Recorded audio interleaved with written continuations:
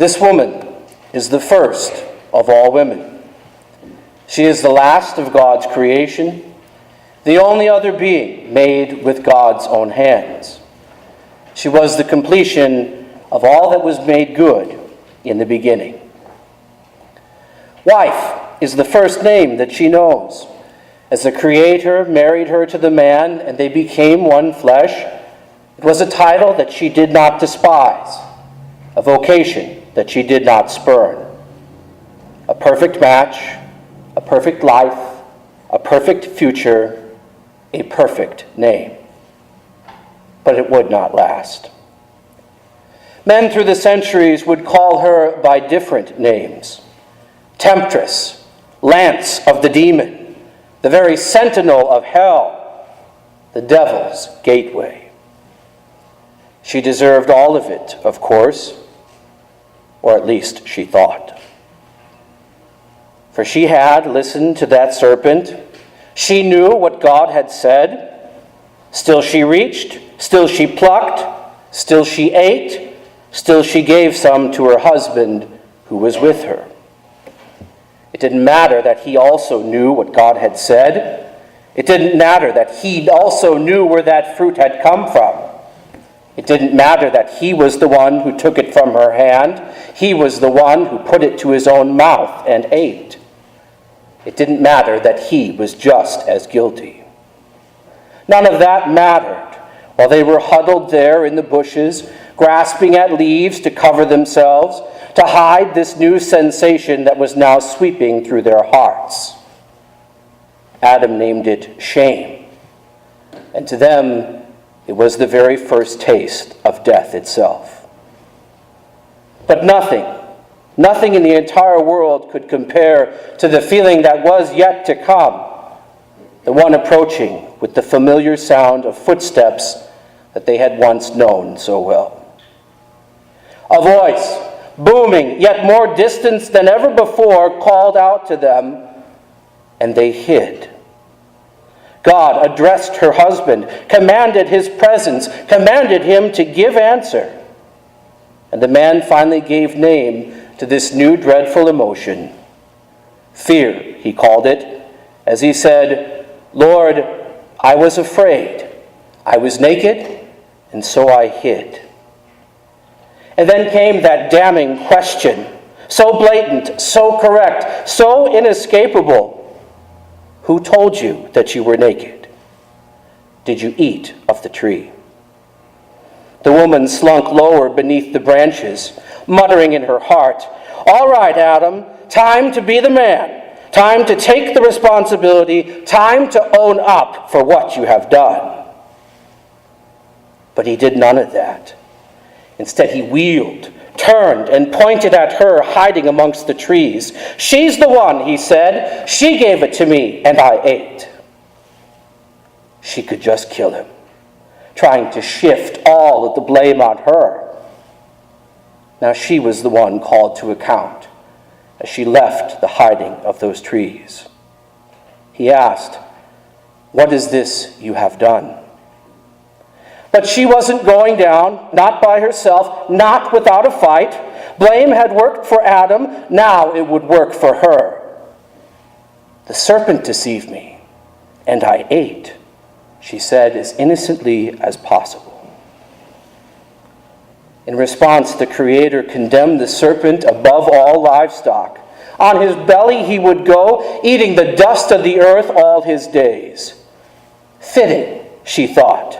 He was the one who deserved it, for he was the one who started this all. "You hear that, snake?" she said. "Enmity between you and me." She had never heard the word before, but she already knew what it meant, for it was the feeling rising inside of her. The hatred, wrapped up in shame, bound up in fear. But then the voice shifted. He spoke in a way that was utterly different than before. Not dreadful, but filled with something else. Filled with hope. Like the way that he used to speak to them when they used to walk together in the cool of the day. And this time, he was directing his voice precisely at her. "Between your offspring and hers," he said, "he shall crush, strike, smash your head, and you shall only bruise, you shall only wound his heel." What strange language, her offspring. But it meant to her that she would still have children, that she would still be fruitful and multiply. That blessing was not to be taken from them. And someday, one of those children would deal that treacherous serpent one final victorious blow. The condemnation, however, was not over. It did not stop with that serpent. The woman was now herself in the judgment seat.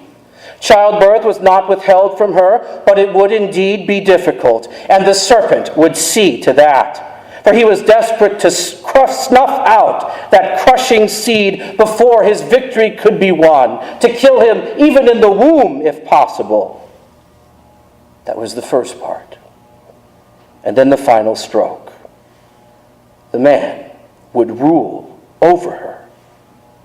That weak-minded idiot, that coward who pointed to her, he was to be head of their house? Such injustice. Why should she be punished and not him? The Lord, of course, had saved the greatest punishment for last. Recompense for the creation he was to take care of, recompense for the family that he was now head of. The man would bear the brunt of the Lord's condemnation. Everything he did would work against him, and at the very end of his days of toil, he would return to the dust from whence he came. There could be no greater punishment than this: to take away every blessing that God had given them, and to return the man back to the ground. The woman saw this judgment cripple her husband as he collapsed to the ground, only to rake up handfuls of what he was to become. He had not escaped judgment. Rather, he would bear the burden of his sin, her sin, the sin of all creation. It would be his to deal with day in and day out, his responsibility, his to give answer for on the last day. She could not imagine what he was feeling, but it had to have been similar to the sickness that was growing within inside of her. Adam gave name to it, as if he could read her mind. He called it guilt as he rose from the dust. And then he turned to his wife, and he said that he had a new name for her as well. She was struck with fear. What name would it be? What despicable title would he give her in response to all that she had done, to all that they had done? But there in the depth of sin, in the very midst of death, Adam honored his wife with a living name. "Eve, dear wife," he said, "I will call you Eve, for you are the mother of all the living." In the days and decades that followed, Eve would know the truth of the Lord's words. She knew the pain of childbirth and the joy that followed as her son Cain was born. She then knew profound sadness as she watched her firstborn son murder her second. In that moment, she realized that her sin and Adam's sin had been passed on to their offspring. Throughout her life, she undoubtedly saw many of her children die. Some also, probably by murder, and probably many more by accidents, animal attacks, exposure to the elements, and other natural disasters as the world around them now turned against them. But Eve also saw something beautiful throughout those days. She also saw the truth of Adam's words. Each generation after her carried her namesake. Each daughter, through pain of childbirth, brought new life into this world. And Eve rejoiced all her days, knowing that someday, somewhere, one of her daughters would give birth to that seed that God had spoken of. One of her daughters would give birth to the one that would return life back to God's dying people. One of her daughters would undo all that Eve had done. That young daughter of Eve did not know that her lineage connected so directly, but Mary knew the wrath of the serpent all the same. For the great serpent had afflicted all generations before her, and he has afflicted all generations since, attacked all daughters of Eve with suffering, danger, miscarriage, barrenness, abortion, poverty, and what other weapons that he could muster. For this young daughter, betrothed to her own son of Adam, was the danger of a perceived infidelity, a treacherous journey to Bethlehem, a dreadful night in a stable, a murderous pursuit of a jealous king, and a hasty flight into a foreign land.